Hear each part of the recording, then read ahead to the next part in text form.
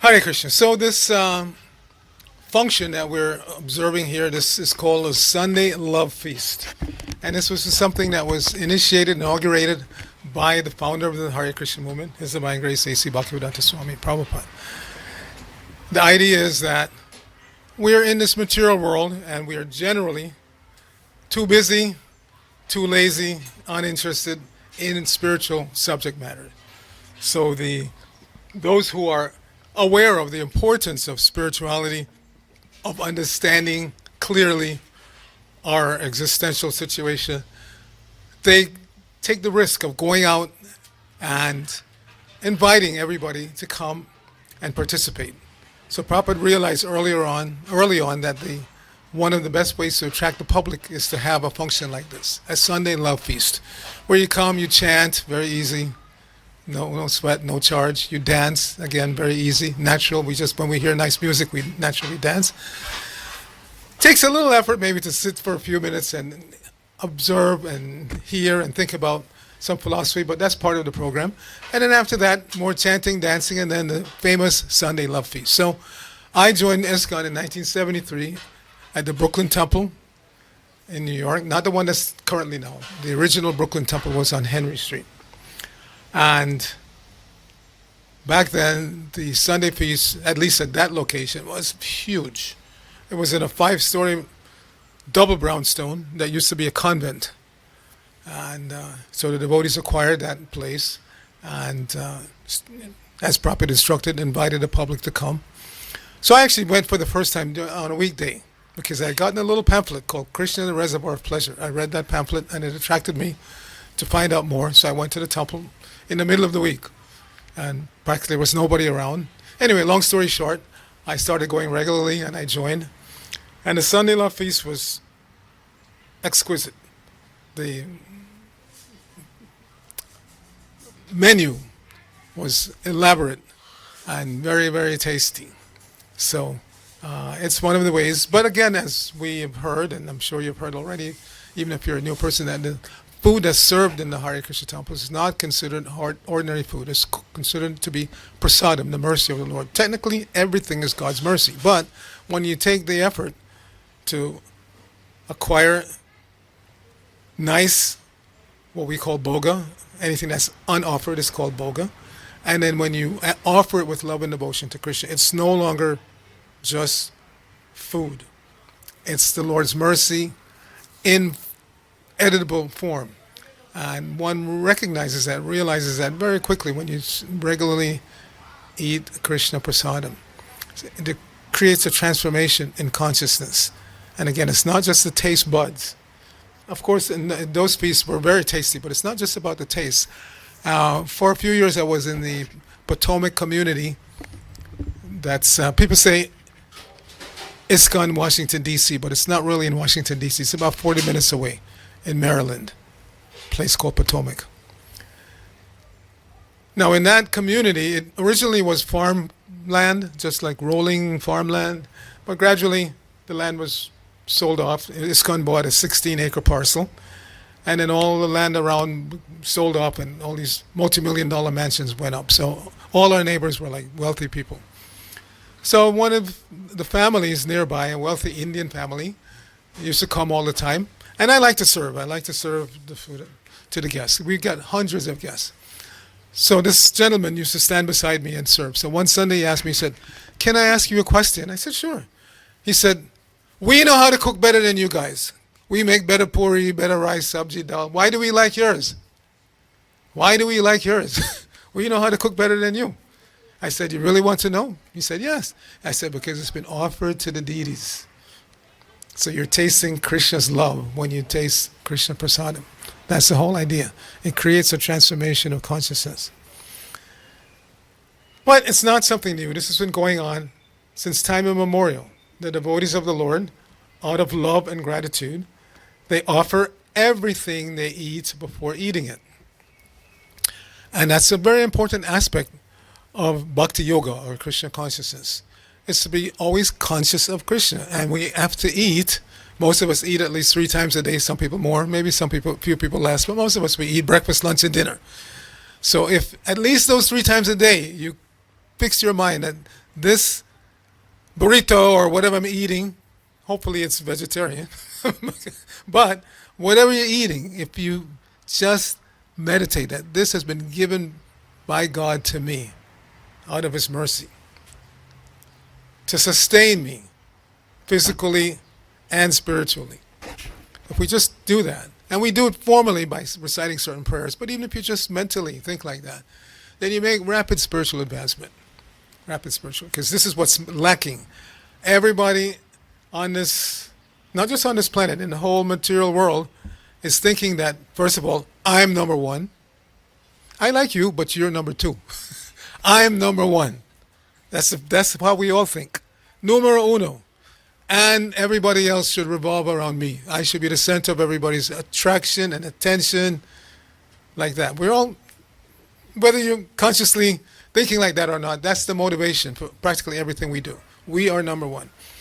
So when we get to the point where we recognize, or at least accept theoretically, that no, that God, Krishna, is number one, and I'm meant to give Him pleasure, then we start to make advancement. So this act of eating, by first offering what we eat, is mentioned in the Bhagavad Gita. It's so important. The Bhagavad Gita, as you may know, if those of you have read it, everybody here read Bhagavad Gita? Hopefully Bhagavad Gita as it is, Srila Prabhupada's version, because then you get the real story. So the Bhagavad Gita was spoken in about 45 minutes, an hour maximum, on a battlefield. So everything that Krishna spoke to Arjuna on that battlefield is very important. He would not waste time on a battlefield to speak anything that's unimportant. So he mentioned to Arjuna, Yagya Shishta Shanakshanta Muchante Sarvakilbashai Bhujate Tetogam Papam Yepachantyatmakaranat, that the devotees of the Lord are relieved of all sinful reactions because they offer whatever they eat and sacrifice before eating it. Those who eat only for the satisfaction of their tongue, Krishna says, verily eat only sin. So it's very important to understand that, because everything we learn from the Isha Upanishad, everything animate and inanimate is controlled and owned by the Lord. So it's just like if let's say this property belonged to me, and I say, yeah, you can come and hang out, but if you start acting like it's yours, take whatever you want, jump in my car and drive it off without permission, then you're culpable. You're not just a bad person, thoughtless person, you're actually culpable to take my car and drive off without. So it's like that. We come into this world with nothing. Absolutely nothing. And when we leave, we can't take anything with us. But in the interim, we think, this is mine, my musical instrument, my car, my house, my city, my country, my. Again, because we're thinking that everything revolves around us. So a person who's born just south of the Canadian border thinks that they're American, and America is my country. If you're born just a few kilometers to the north, a few miles to the north, then you'll be thinking, I'm Canadian. And those people in the lower 48, they're really horrible. We don't like them. So it depends on where you're born. You identify with that place. Why? Because I'm born there. It's important because I'm born there. The most desolate place in the world. And I've been to some really desolate parts of this planet. I've been to many, many countries. The most desolate place. If you're born there, you think that's the center of the universe. It's more important than anywhere else. More beautiful than anywhere else. It could be nothing but sand for miles. But it's my sand. I was born here. So this is a mentality that we have to overcome by practicing Bhakti Yoga. So Bhakti Yoga is the process by which one learns how to become clean externally and internally. Externally by taking bath at least once a day. Srila Prabhupada was shocked when he came to New York in the 60s. He arrived in New York in 65. Then he went to Butler, Pennsylvania for a few months, and he came back to New York. And he was shocked that a lot of New Yorkers, they think if they take bath once a week, that's enough. That was a shock. Because for a person of his caliber, born and raised in Indian and Brahminical family, you take bath at least once a day. And in this kind of weather, 2, 3, 4 times a day to stay clean and refreshed. So external cleanliness is very important. We've all heard the phrase, cleanliness is next to godliness. It means that if you want to attract God, or even an ordinary person, you should keep your external surroundings clean. You must keep the place clean. Keep the body clean. Keep your living quarters clean. But above external cleanliness, there's also internal cleanliness, because there are many people who externally appear to be clean. You see pictures of, especially monarchs, kings and queens. They look dressed up with the jewels and the funny hats and the crowns and the robes sweeping the floor. And externally they look, as we say in India, pakka. They look very, very well put together. But the mind can be the most evil.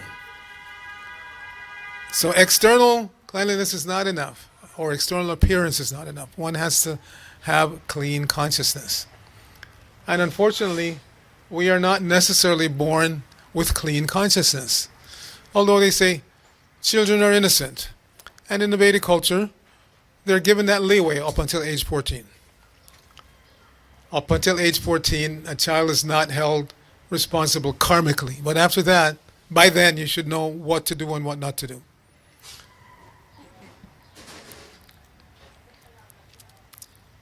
But we see there are many children, and I know, I was born on the island of Jamaica.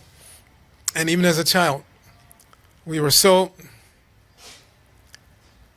maybe vicious is too strong a word, but so ill, had such ill will towards animals. We would kill beautiful little songbirds just for the fun of killing them. So children are not necessarily innocent, because we're not born into this world with a clean slate, as many people think. You're bringing the baggage from previous lifetimes. So if your consciousness was not clean in your previous life, then it remains unclean when you take birth again. And by the law of karma, you take birth in an exact situation that you deserve.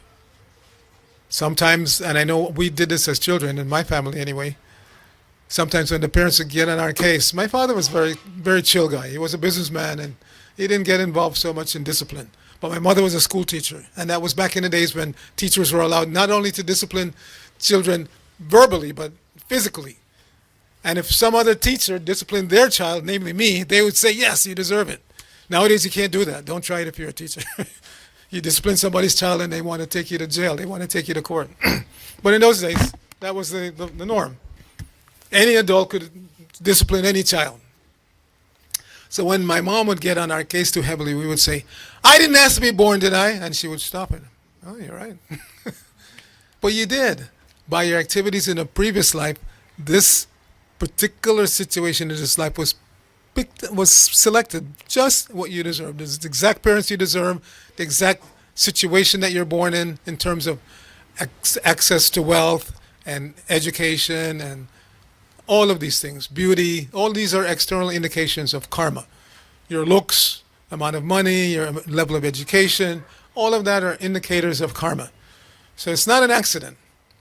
It's not an accident. Everybody is born in exactly the situation they deserve. Now, what you do with it, it's up to you. It's up to you. That's why you find in some families, children, brother, sister, or brother, whatever, sister, they're born in the same circumstances, same parents, have access to all the same opportunities, but one of them turns out to be a Supreme Court judge and the other one turns out to be a criminal to be judged by his or her sibling. Why? Free will. Everybody has the free will to select what they want to do and don't want to do. And then that is also tempered, or your choices are colored by your previous experiences. So even though you may have the same parents, you don't have the same mentality. Again, one child just from birth is a good child, and another child practically every moment has to be disciplined. Don't do that, don't touch that, don't go here, don't go there. Most of us, we go through the terrible twos where we say no to everything. Sweetheart, would you like? No. Come over here. No. Come and talk to your auntie. No. Everything is no. But we grow out of it. But some people stay in that phase practically for life. They're just oppositional. No matter what happens, they oppose it. Give them good instruction, they oppose it. That's just the nature of their consciousness. So Krishna consciousness, Bhakti Yoga, is a process by where we get over that oppositional phase. We start to learn to see things as they are. we start to understand who we really are, not just the externals. Like I jokingly earlier asked, may I take a picture of the lady with the blue hair? But she's not, she's beyond that. She's more than that. She's an eternal spirit soul. This is just one manifestation. Today she has blue hair, tomorrow she can have red hair, or by her choice. So similarly, by our choices, we get a particular type of body.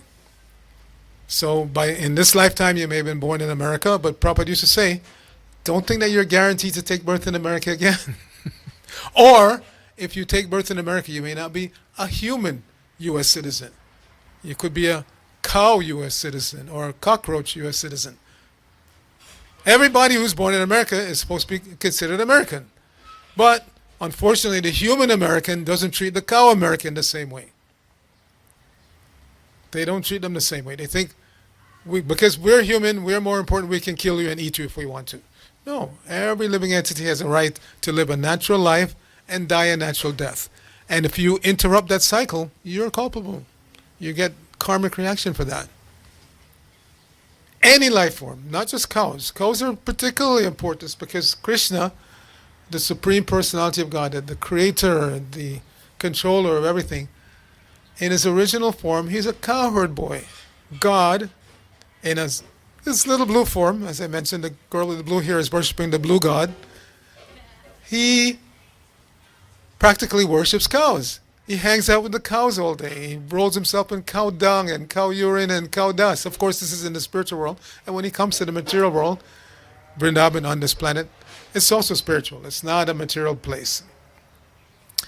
So therefore, the cows, by Krishna's arrangement, they're such valuable living entities. People wonder why you Indians or people from that part of the world, you worship cows. Yes, because they are worshipable. They eat grass and they turn it into milk, which is a miracle food. Miracle food. Now, some people have gone vegan because they say the cows are not treated properly, and that's true, but on our farms, they are treated properly. Go mata, cow mother. We take care of the cows just as we would take care of our mothers. They're one of the 7 mothers mentioned in the Vedas. Adi Mata, Guru Patni, Brahmani. These are 7 mothers that are mentioned in the Vedas. The Adi Mata, the woman from whom you took birth, she is obviously treated as mother. Guru Patni, the wife of the spiritual master or any teacher, is accepted to be mother. Brahmani, the wife of any Brahmani. Raja Patnika, the wife of the king, in other words, the queen. She is also treated like mother because the king is supposed to see the citizens as his offspring and treat them just like he would his own children. So if he's the father of all the citizens, then his wife, the queen, is the mother. And then Denu. Denu means the cow. So cows are seen as mother. Why? Because once we're weaned from our mother's breast milk, practically for the rest of life, in most cultures, everybody takes cow's milk. In some cultures, they take camel's milk. We don't want camel's milk.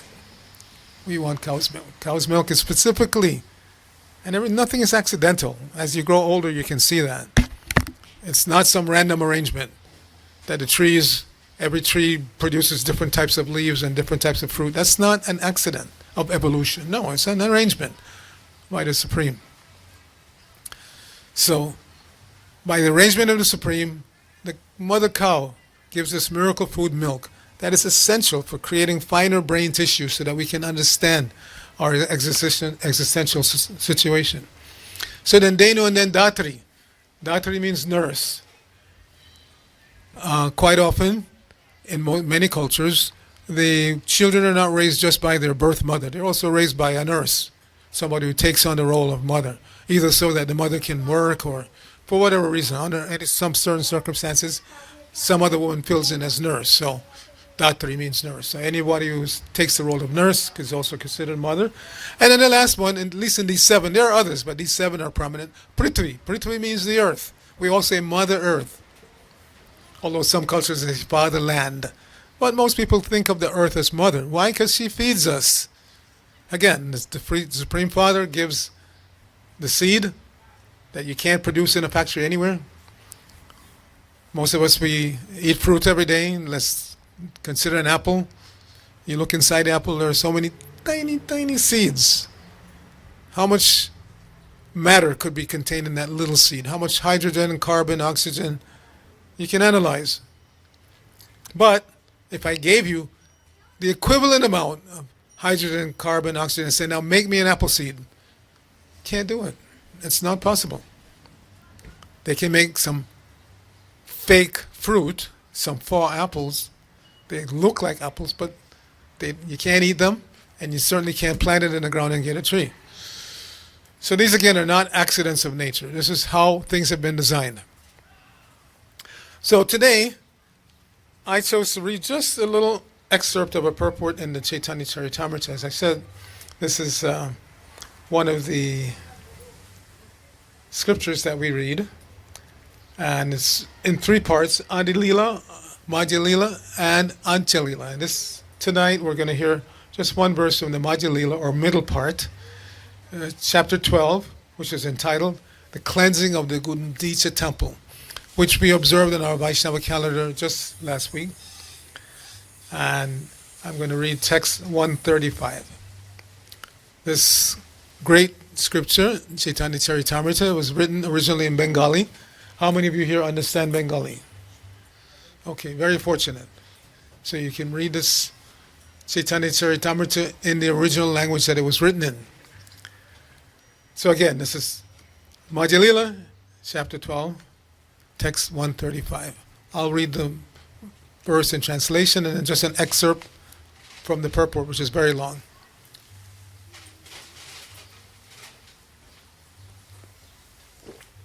Hare Krishna.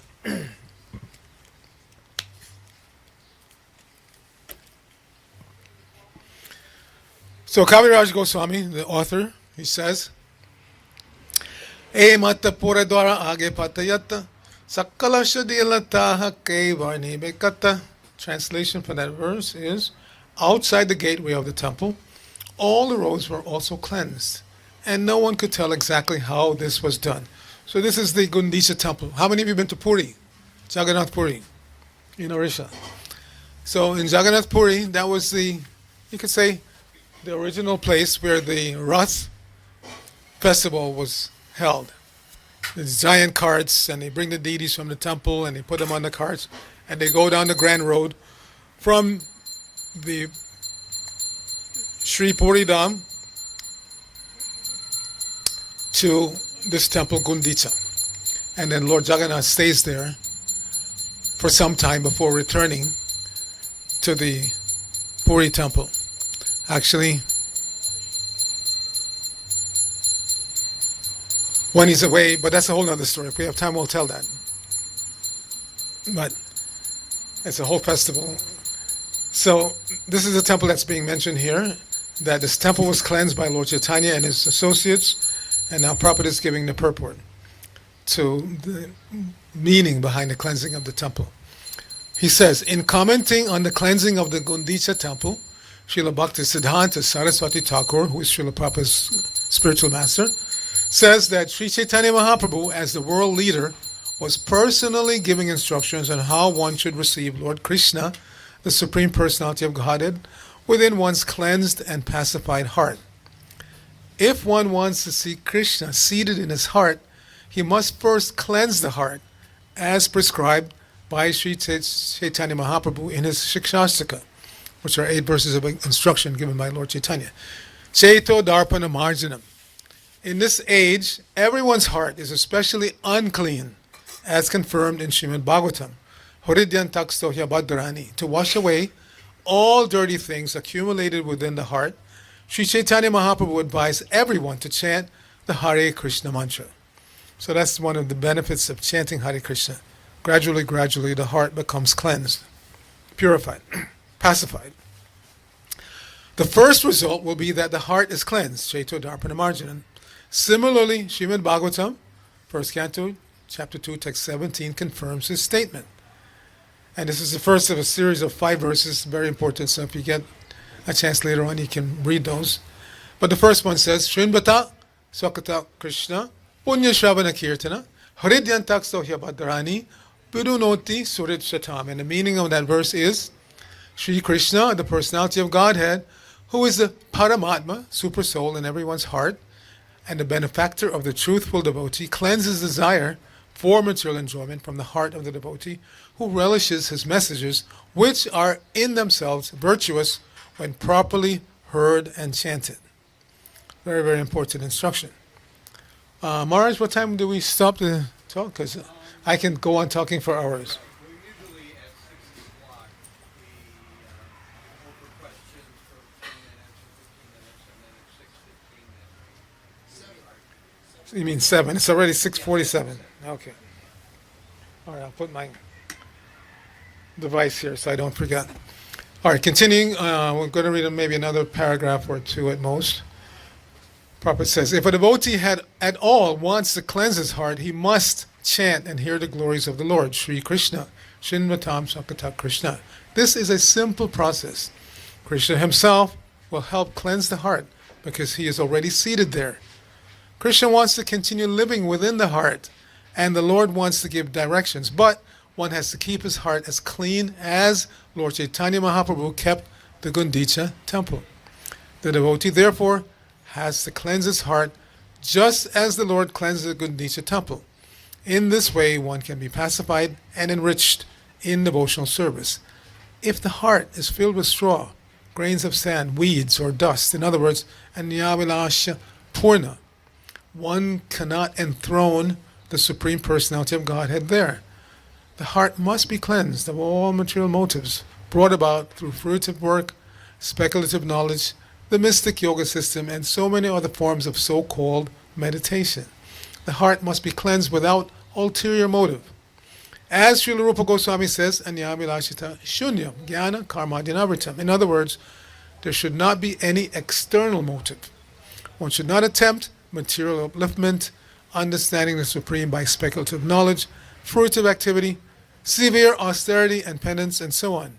All these activities are against the natural growth of spontaneous love of Godhead.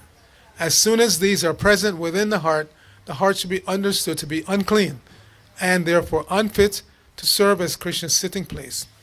We cannot perceive the Lord's presence in our hearts unless our hearts are cleansed. So again, this process of Bhakti Yoga, centered around the chanting of the Hare Krishna mantra, is meant for this purpose, for cleaning the heart. We should approach it as far as possible consciously. We should desire for this to happen. We should understand, monitoring our own consciousness, exactly where we are. And if we do that meticulously, we'll realize that we're not even our own best friend. We try to present ourselves as being friendly, and I want to prove to you that I'll be your best friend, and vice versa. But if we examine our lifestyle, if we examine our consciousness, we're not even our own best friends. It's hard to be your own best friend if you don't know what's best for you. Somebody, not just somebody, many people are thinking that the best thing that could ever happen to me is to win the lottery. $100 million, $500 million. Wouldn't that be grand? I would be happy for life. Does it turn out that way? So many people have won the lottery. No. Because again, depending on your consciousness, you're going to either properly use or generally misuse that good fortune. Somebody who's in the mode of ignorance. And the mode of ignorance is characterized by laziness, too much sleep, desire for intoxication. These are indicative of someone who is influenced by the mode of ignorance. So such a person, if they were to win $100 million, wouldn't last very long, because their first instinct is to go to Vegas and take all their friends with them. And you'd be surprised how fast you can lose $100 million in Las Vegas. Somebody who's in the mode of passion, and the mode of passion is characterized by unlimited desires to advance materially, to satisfy my senses materially. And for that, they're willing to work hard. They're not lazy. They're willing to work hard. We know the Puritan ethic: hard work. Work hard and God will reward you.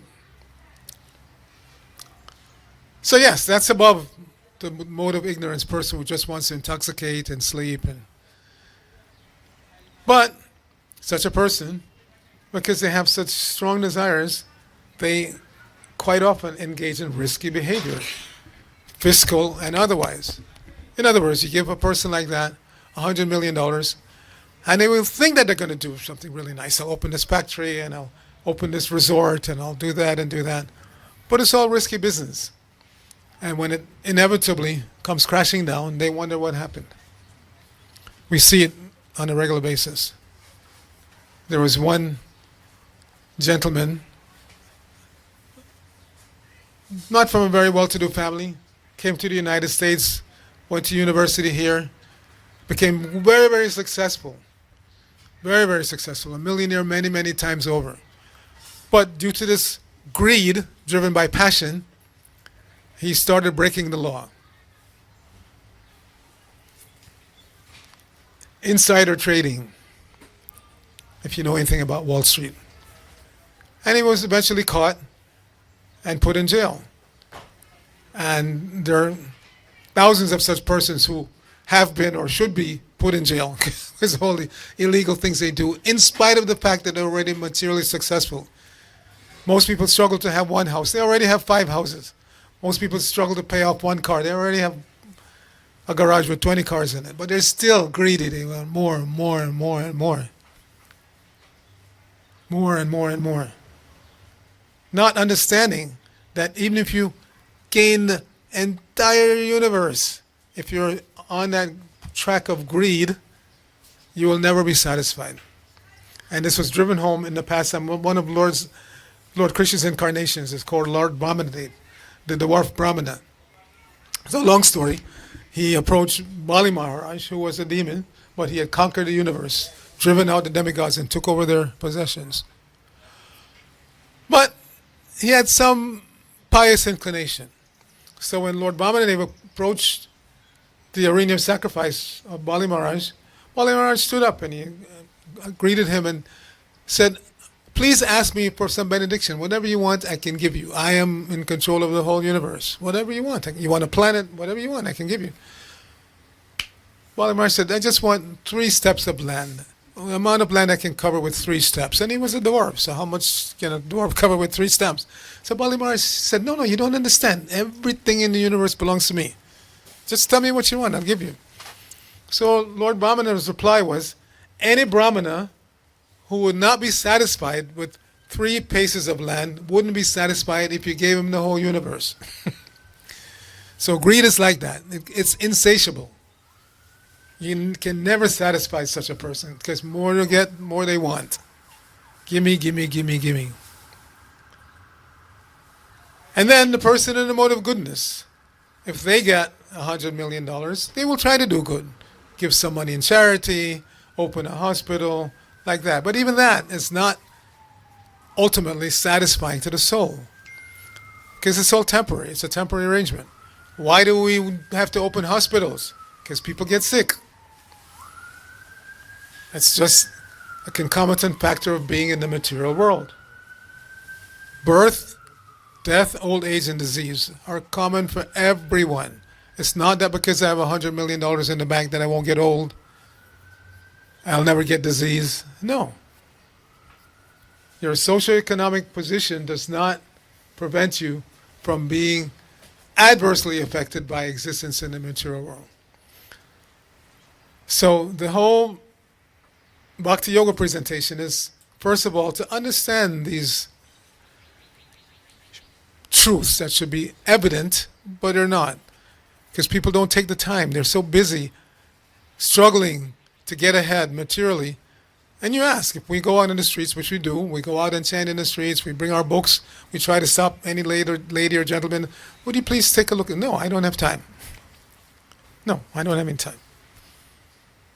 They have time to suffer when disease comes along. They have time to die when it's time to die, but they don't have time to spend 1 minute trying to understand what is the reality of life, what is the highest goal that we can achieve, and try to understand the process for achieving it.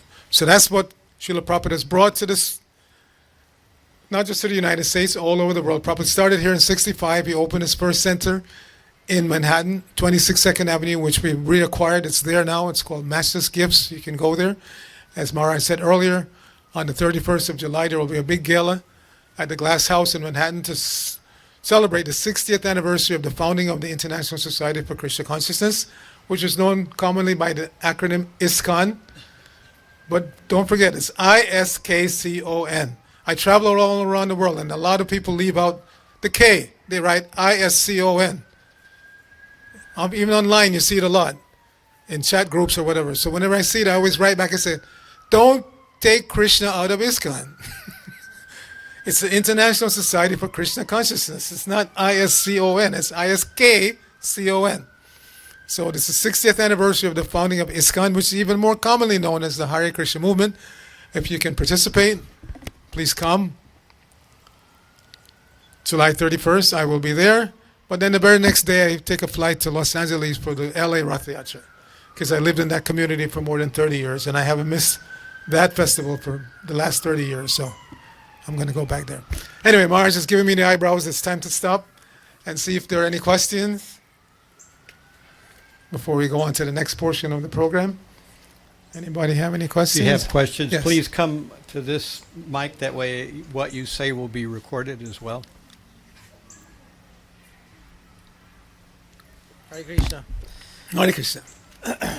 Can you talk a little bit more about the cleansing of the heart? Specifically, maybe what might that feel like to somebody in pursuit? Yeah. What is the sensation that you might get when you when more than Yes. half of you is in Okay. to the Very- group? Excellent question. So every one of us, ontologically, our original existence is as a pure servant of God. Because God is pure, obviously by nature. God is eternal by nature. God is blissful by nature. And being minute parts and parcels of God, we have the same qualitative nature. In other words, we're also eternal. By nature, we should be always blissful, always knowledgeable, always loving. But when we voluntarily turn away from God and come into this material world, we come under the influence of those three modes of nature that we were discussing: goodness, passion, and ignorance. And because of that, the heart becomes, over many, many, many lifetimes, the heart becomes hard and full of, so you don't have to think too hard. Just think of almost any country in the world right now. Somebody's waking up in the morning with a plan to kill somebody. Just imagine. You're all nice people, so you can't imagine that. But in many places, that's their meditation. They wake up in the morning making a plan how they can bomb a city or bomb a building or kill other people. So that's how dirty the heart can become. So covered over, so full of anger and hatred that we want to kill. No, we can't actually kill anybody. That's one of the things that you learn, because the soul is eternal. You can kill the body, but the body is going to die anyway. Every material body is going to die. So if I make a plan to kill you, what have I actually achieved? If I left you alone, you're going to die anyway. So I haven't really achieved anything. What I've actually achieved is that I've created a hellish future for myself. So when we realize that we're in a compromised situation, when we realize that we're hard-hearted, we realize that our heart is full of bad things, then we should desire to cleanse the heart. And we will know when the heart is clean when we come back to that original state of wanting to serve God, of loving everyone, not just in a whimsical way, but in a practical way. If you really love somebody, you want to give them the best for them. And that is not always evident. Like if a child is sick, they have a boil. Now that child, the parents know if the child keeps eating sweets, the boil is not going to go away. So he says, no more sweets until you become healthy again. But he's desiring sweets. So he tells his little brother, when mommy's not looking, bring me a cookie. So the little brother, he wants to do the right thing for his big brother. His big brother wants a cookie. He's being kind-hearted, but he's actually making the situation worse. So a lot of what we do for ourselves and for others actually makes our situation worse. So we have to learn from the scriptures what is really the best thing to do for ourselves and for others. If I'm not interested in doing good for myself, then any so-called desire to do good for others is meaningless. As they say, charity begins at home. If I'm not concerned with my own well-being, then any statement of well-wishing to you is meaningless. It's meaningless. I have to be, first of all, concerned about me. Not just in a selfish way, but I should know who I am and what's actually good for me. So what's actually good for me is to take to this cleansing process so I can come back to that natural state of loving God and by extension all of God's parts and parcels. Like we said, not just cows or cats and dogs, which everybody loves, but all living entities. All living entities. When I arrived earlier, there was a bug on the speaker. So, beautifully colored bug, but Mara said this is one of those bugs that the government wants you to kill on sight if you see it, because they destroy trees. But every living entity has a right to live a natural life and die a natural death. And we're not even successful at it. Since time immemorial, we're trying to eradicate mosquitoes. They're still here. Since time immemorial, people are trying to eradicate roaches. They're still here. So we're not even good at it. We have a desire to kill, kill, kill. Killing is the answer for everything. Insects, kill them. Rats, kill them. Human beings that you don't like, kill them. You see, the killing is the answer for everything. So when we come back to that pure state, when the heart is clean, we give up that desire. We don't want to kill unnecessarily. As long as we're in this material world, we cannot avoid. We're walking down the street, unintentionally you may step on some ant or something like that. But as long as you're on Krishna's mission, on God's mission, then you're not held culpable, responsible for that. Actually, you are, but that reaction is taken by Krishna. That's why Krishna says, surrender to me, and ahang twang sarva papevi moksha shami. If you surrender to me, I take the reaction. Even for things that you do that you would get the reaction for. But because you're on my mission, I will take the reaction. So that's how the devotee becomes absolved. It's not that because you're a pure devotee, you step on an ant, you don't get any reaction. Reaction will come, but Krishna takes it so that you don't have to suffer. So it's a long-winded answer, but the point is when you're, again, clean in heart, you will know because you will have a total 180-degree disposition. Instead of thinking myself as numero uno, I will see that God, Krishna is numero uno. Instead of wanting everybody to serve me, I will want to serve God and induce everybody to serve God. Instead of developing hatred towards my fellow citizens and my fellow insects and trees, and I will have nothing but love for everyone. So that's how we know the heart has been cleansed. Okay? Do we have time for any more, or should we stop here? Yeah, we have time. Anyone have a question? I have a question if no one else does. But okay, you quoted that verse, Shriti antosti habadrani vidunoti suhrit satam, that the Supreme Lord cleanses the desire for material enjoyment. So actually, when we're chanting Hare Krishna, three separate things are occurring. We have destruction of our karma, of things we've done wrong in the past that are headed our way but haven't hit us yet. Reactions. Yeah. Right, our reactions. Then there's the tendency for sinful reactions. We have done many bad things, so we're habituated to do the same bad thing again. There's the tendency. Mm-hmm. And the deepest thing is, of course, we have material desire. So we want something that we shouldn't want. And that's what gives us the tendency for sinful, bad reactions, and then the tendency to do something again and again. So maybe you can explain how those three things work together.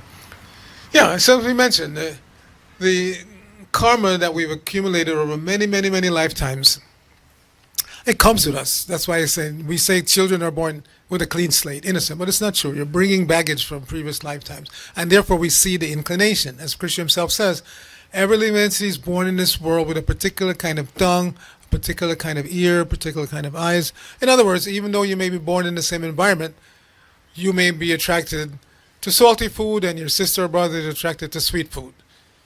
Again, it's not an accident. This is coming over from previous lifetimes. And it's like that in any sphere of life. Some are inclined to do philanthropic work, and others, they're inclined practically from birth just to cheat. Everything they do is they just want to cheat others. So all of these tendencies are coming over from previous lifetimes. Now, when we take to this cleansing process, the karmic reaction that we've brought into this life is absorbed. We were discussing that this morning in the Brooklyn Temple. I gave class there. And it's stated in a purport in the fourth canto, 421, which is Prithu Maharaj. And in one purport there, Prabhupada mentions that when you take initiation from a bona fide spiritual master, all of that karmic reaction that you're due to come is taken by the spiritual master. And if you follow the instructions of the spiritual master, then you don't develop future karmic reactions to suffer from. But the tendency doesn't go away immediately. Because again, we've been doing improper things for such a long time, in so many lifetimes, that it takes a while of conscious effort to get over the tendency to do things that are not recommended by the Shastra. And therefore, life has to become guided by Guru, Shastra, and Sadhu. We have the tendency to do things that are not beneficial even for ourselves, what to speak of others. But if we follow the instructions of the scriptures, if we follow the instructions of the spiritual master, if we follow the instructions of advanced devotees, then we can overcome those tendencies. We can overcome those tendencies. Otherwise, if we don't follow properly the Bhakti Yoga process, then we can backslide by our own free will again. It's not that some are forced to take one step forward and 10 steps backward. Everybody has free will. So if you exercise free will properly in a manner of following Shastra conjunctions, then you get the benefit. But if you don't, as Krishna himself says in the Bhagavad Gita, yakshashvidim utsrija, bhartate kamakar, nasasiddhim abapnoti, nasukam, naparam gitim. Krishna says, if you act whimsically and you don't follow Shastra conjunctions, which means ultimately following Krishna's advice, then you don't get nasasiddhim, you don't get any perfection, nasukam, you don't get happiness, and naparam gati, you don't get liberation to go back to the spiritual world. So again, we have to be concerned. If we are at all concerned about becoming perfect, of becoming successful in our attempts on the spiritual path, then we have to follow the Shastra conjunctions. We have to follow Krishna's recommendations. And then when we get the benefit, then we automatically want to give that benefit to others. You don't have to be forced to invite somebody to the Sunday Peace, because you know it's beneficial to come to the Hare Krishna Sunday Peace, to hear a little philosophy, chant, dance, take some nice food. Who wouldn't benefit from that? Who wouldn't benefit? Those who are totally engrossed in bad material activities, intoxication, illicit sex, gambling, meat eating. Such persons are not naturally attracted. But even they can, over time, overcome those bad tendencies. There are so many cases. I'll give you one. There was one young man. He was from Ireland, but he was in London. This is quite a long time ago. He was a punk, self-described punk from Ireland, and he was in London. And he just happened to come across the Hare Krishna chanting party on the streets of London. And he said, he's the one telling the story. He said, I was so full of anger that for no reason, they didn't do anything to me, they didn't bother me directly in any way, but I was so full of anger, I just went up and just kicked one of them. Just imagine how angry. You see a bunch of devotees on the street chanting Hare Krishna, not bothering anybody, and you're so full of hatred and anger, you just go up and kick them. But gradually over time of having interaction with the devotees and starting to read the books, he became a devotee. He became a devotee, initiated devotee. So just imagine his horror at his previous state of consciousness, his horror at the things that he did when he first met devotees, to kick a devotee. So that's how powerful the Hare Krishna mantra is. It can change you 180 degrees from being full of anger and hatred to not wanting to hurt even an ant. That's how powerful this mantra is. Another quick story. In the subways, right here in New York, it happened. During the wintertime, we can't go out on the street. It's not conducive. We used to anyway in the early days, but now we're a little bit more intelligent. We don't go out on the street in bad weather. We go in the subways. So the devotees go in the subway. They put down a madras, a nice rug, and they have their harmonium and mridanga and kartos, and they chant Hare Krishna. And while the chanting is going on, some devotees try to distribute books. So in the Times Square subway, they were doing that in front of one kiosk. The guy was selling magazines and newspapers and like that, and he hated the devotees. Get out of here with your noise. And if you see somebody trying to buy a book, he said, don't buy their books, they're a cult. He would chase them away. But lo and behold, over time, his consciousness completely changed. And he became so favorable, he would run after people and say, buy their books. They're good people. Buy their books. So that's the power of exposure to the Hare Krishna mantra. Just the chanting. Just the chanting. He wasn't chanting himself of japa. He wasn't eating prasadam. Just by hearing that Hare Krishna day after day after day. As I tell devotees, because some devotees say, when we go out on Harinam, people go like that. I said, by the time they go like that, it's too late. The mantra already went in the ear, and from the ear it goes to the heart. And it starts to work. It starts to work. So there's so many examples. So, yes, those of us who are fortunate enough to already started the process, just keep going. The only thing you have to do to be successful in Krishna consciousness is don't stop. Stay alive, stay alert, which means keep chanting, keep hearing, keep taking nice prasadam, associating with nice devotees. Just keep doing it. But it's not a numerical thing, and I'll end on this one. I was in the San Diego Temple many years ago, and there was an Indian gentleman. It's not about being Indian, it's just that his understanding was a little convoluted. So he was a very successful businessman, but he would come every morning. We get up early. Our first service in most of our temples is at 4:30 in the morning. So we get up, we perform what's called Mangal Arti, auspicious time of the day. And then we chant Hare Krishna on our beads, japa. So he would come every morning and join like that. Walk around seriously chanting Hare Krishna, Krishna. So then one day, I was not close with him, but I just happened to be there. He came to me and said, can I ask you a question? I said, of course. That's what we're here for. He said, how many times do I have to chant this mantra to become perfect? I said, it's not a numerical thing. It's about quality, the quality of your chanting. He said, no. How many times?